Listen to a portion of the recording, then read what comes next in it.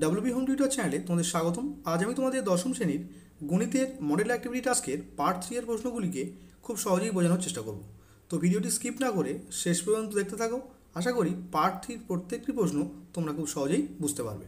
তো যারা এখনও এই ভিডিওর আগের পার্ট দেখোনি, ভিডিওর ডেসক্রিপশন বক্সে থাকা লিঙ্ক থেকে তোমরা আগের পার্ট দেখে নিতে পারো, কিংবা চ্যানেলের প্লেলিস্ট সেকশানে গিয়ে সেখান থেকেও তোমরা আগের পার্ট দেখে নিতে পারো। তো পার্ট 3 প্রথম অঙ্ক কী বলেছে দেখো, যুক্তি দিয়ে প্রমাণ করো যে বৃত্তস্থ চতুর্ভুজের বিপরীত কোণগুলি পরস্পর সম্পূরক। তো প্রথমে একটা চিত্র অঙ্কন করতে হবে। এরপর দেখো প্রদত্ত বলে পয়েন্ট আউট করবো, করে গিয়ে লিখবো এবিসিডি একটি বৃত্তস্থ চতুর্ভুজ। প্রামাণ্য বলে পয়েন্ট করবো, করে গিয়ে লিখবো প্রমাণ করতে হবে যে কোণ এবিসি প্লাস কোণ এডিসি ইকুয়ালস টু 2 সমকোণ। অর্থাৎ এবিসি অর্থাৎ এই কোণটা আর এই কোণটা, এদের দুজনের যোগফল কত? 2 সমকোণ। এটা ফার্স্ট দেখাতে হবে। নেক্সট দেখাতে হবে কি, কোণ বিএডি অর্থাৎ এই কোণটা আর প্লাস কোণ বিসিডি অর্থাৎ এই কোণটা, এদের দুজনের যোগফল কত? 2 সমকোণ। এটা আমাকে দেখাতে হবে। নেক্সট আমরা অঙ্কন বলে পয়েন্ট আউট করব।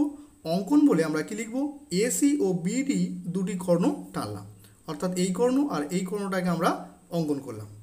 এবার আমরা প্রমাণ বলে পয়েন্ট আউট করব। করে কি লিখব, কোণ এডিবি ইকুয়ালস টু কোণ এসিবি।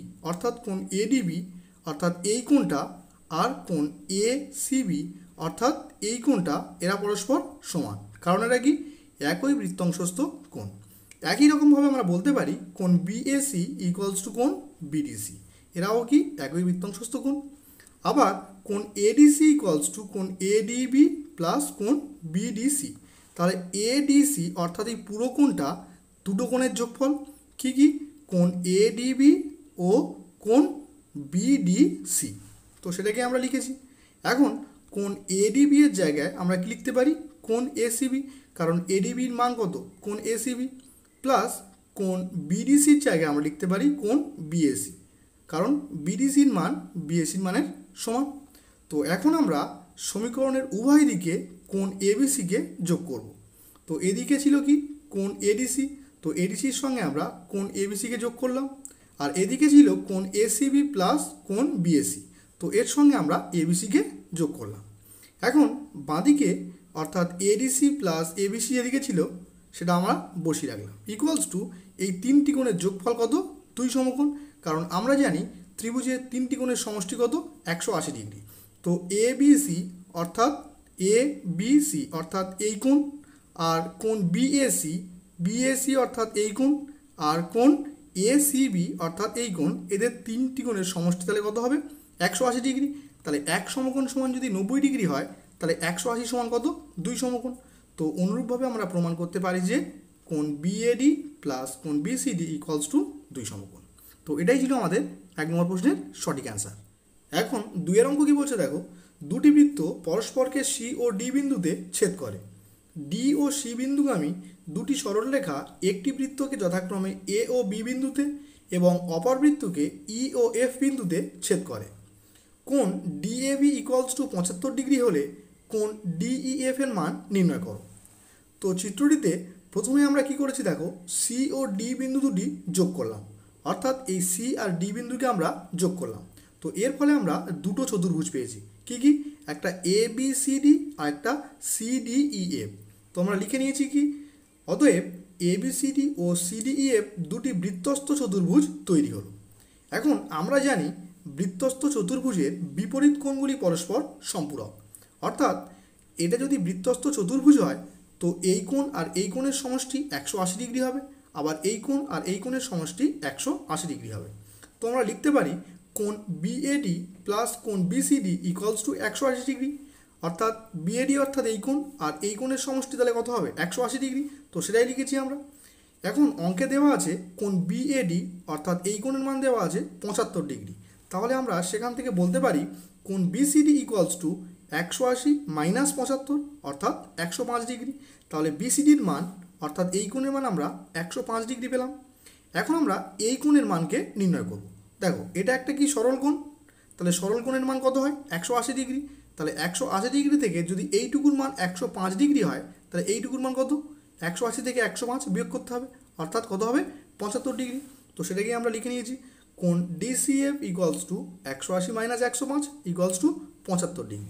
তাহলে এখন এই কোণ ডিসিএফ অর্থাৎ এই কোণের মান আমরা 75 ডিগ্রি পেয়ে গেলাম। আমাদের অ্যান্সার চেয়েছে ডিইএফ অর্থাৎ এই কোণের মান আমাকে নির্ণয় করতে হবে। তাহলে এখন বলতে পারি বৃত্তস্থ চতুর্ভুজের যেহেতু বিপরীত কোণগুলি পরস্পর সম্পূরক, অর্থাৎ এই কোণ আর এই কোণের সমষ্টি কত হতে হবে? 180 ডিগ্রি। তো আমরা সেটাকেই লিখে নিয়েছি, কোণ ডিসিএফ প্লাস কোণ ডিইএফ ইকুয়ালস টু কত হবে? 180 ডিগ্রি। যেখান থেকে আমরা বলতে পারি কোণ ডিইএফ ইকুয়ালস টু 180 মাইনাস 75, অর্থাৎ এই কোণের মান যদি আমাকে নির্ণয় করতে হয় তাহলে 180 থেকে এই কোণটাকে বিয়োগ করলে আমরা এই কোণের মান পেয়ে যাব, অর্থাৎ 180 মাইনাস 75 ইকুয়ালস টু 105 ডিগ্রি। তাহলে কোণ ডিইএফ এর মান আমরা কী পেলাম? 105 ডিগ্রি। তো এটাই ছিল 2 নম্বর প্রশ্নের সঠিক অ্যান্সার। এখন 3 অঙ্ক কী বলছে দেখো, একটি গোলকের ব্যাসার্ধের দৈর্ঘ্য 50% বৃদ্ধি করলে বক্রতলের ক্ষেত্রফল শতকরা কত বৃদ্ধি পাবে? তো প্রথমেই আমরা ধরে নিয়েছি গোলকটির ব্যাসার্ধ আর একক। তাহলে গোলকটির বক্রতলের ক্ষেত্রফল কী হবে? 4πr² বর্গ একক। এখন বলছে গোলকটির ব্যাসার্ধের দৈর্ঘ্য 50% বৃদ্ধি করা হয়েছে, তাই কি লিখেছি? এখন গোলকটির ব্যাসার্ধ 50% বৃদ্ধি করলে গোলকটির বক্রতলের ব্যাসার্ধ হবে, তাহলে আগে ব্যাসার্ধ ছিল কত? আর, তাহলে আর যোগ আর এর 50% বাড়ানো হয়েছে, তাহলে আর ইন্টু 50% মানে কি? 50/100। তো 50 1 কে 50, 50 2 100। তাহলে আমরা এখান থেকে কী পেলাম? আর প্লাস আর 1 কে আর ডিভাইডেড বাই 2। তো যদি আমরা 2 লসাগু নিই তাহলে 2 গুণ আর 2r প্লাস আর এর নিচে কোনো সংখ্যা নেই মানে কি আছে? 1 আছে, তো আর 1 কে আর। তো 2r প্লাস আর অর্থাৎ 3r ডিভাইডেড বাই 2 একক। তাহলে এখন গোলকটার ব্যাসার্ধ কত হয়েছে আমার? 3r divided by 2। তাহলে নতুন গোলকটির বক্রতলের ক্ষেত্রফল কী হবে? 4πr²। তাহলে 4 ইন্টু পাই ইন্টু আর এর জায়গায় এখন কী লিখবো? 3r divided by 2। তো 3r ডিভাইডেড বাই 2 পুরোটার হোল স্কোয়ার দিয়েছি। তাহলে 4 ইন্টু পাই ইন্টু 3 স্কোয়ার কত? 9 আর স্কোয়ার ডিভাইডেড বাই 2 স্কোয়ার। তো 2 স্কোয়ার কত? 4। তো এই 4 পরস্পর ক্যান্সেল হয়ে গেল। তাহলে আলটিমেট থাকলো কি? 9πr²। তাহলে নতুন গোলকটির বক্রতলের ক্ষেত্রফল আমরা কী পেলাম? 9πr²। তাহলে এখন নির্ণয় করব ক্ষেত্রফল বৃদ্ধি পেল কতটা। তো এখন ক্ষেত্রফল হয়েছে কত? 9πr², আর আগে ক্ষেত্রফল ছিল কত? 4πr²। তাহলে ক্ষেত্রফল বৃদ্ধি পেল, কী করতে হবে? 9πr² থেকে 4πr² বিয়োগ করব। তাহলে আলটিমেট পাচ্ছি কত? 5πr²। এখন আমাদের উত্তর চেয়েছে ক্ষেত্রফল বৃদ্ধির শতকরা হার কত। তো আমরা লিখে নিয়েছি, অতএব ক্ষেত্রফল বৃদ্ধির শতকরা হার ইকুয়ালস টু, সূত্র কি? ক্ষেত্রফলের বৃদ্ধি ডিভাইডেড বাই পূর্বের ক্ষেত্রফল ইন্টু 100। তো ক্ষেত্রফলের বৃদ্ধি হয়েছে 5πr², তো আমরা 5πr² লিখলাম ডিভাইডেড বাই পূর্বের ক্ষেত্রফল। তো আগে ক্ষেত্রফল ছিল কত? 4πr²। তো আমরা লিখে নিয়েছি কি? 4πr² into 100। তো পাই আর স্কোয়ার পরস্পর কাটলো, 4 দিয়ে 100 কাটলে কী হবে? 4 25 100। তাহলে গুণ করলে কী হবে? 5 25 125। তো ক্ষেত্রফল বৃদ্ধির শতকরা হার 125। তো এই ছিল 3 নম্বর প্রশ্নের সঠিক অ্যান্সার। এখন 4 অঙ্ক কী বলছে দেখো, একটি অর্ধগোলাকৃতি গম্বুজের ভূমিতলের ব্যাসের দৈর্ঘ্য 42 ডেসিমিটার। গম্বুজটির উপরিতল রং করতে প্রতি বর্গমিটার 35 টাকা হিসাবে কত খরচ পড়বে তা নির্ণয় করো। তো প্রথমেই আমরা গম্বুজটির ব্যাসার্ধকে নির্ণয় করব। তাহলে ব্যাসার্ধ সবসময় কী হয়? ব্যাসের অর্ধেক। তাহলে গম্বুজটির ভূমিতলের ব্যাস ছিল কত? 42 ডেসিমিটার। তো আমরা ব্যাসার্ধ কী পাবো? 42 ডিভাইড বাই 2 ডেসিমিটার, অর্থাৎ 21 ডেসিমিটার। এখন আমরা গম্বুজটির উপরিতলের ক্ষেত্রফল নির্ণয় করব। তো গম্বুজটির উপরিতলের ক্ষেত্রফল তাহলে কী হবে? 2πr²। তো 2 ইন্টু পাইয়ের মান কত? 22/7 ইন্টু আর স্কোয়ার। আর অর্থাৎ কি? গম্বুজটির ব্যাসার্ধ। তো ব্যাসার্ধ পেয়েছি কত? 21। তো আরের জায়গায় আমরা 21-এর হোল স্কোয়ার লিখলাম। আর যেহেতু ক্ষেত্রফল নির্ণয় করছি তো একক হবে কি? বর্গ ডেসিমিটার।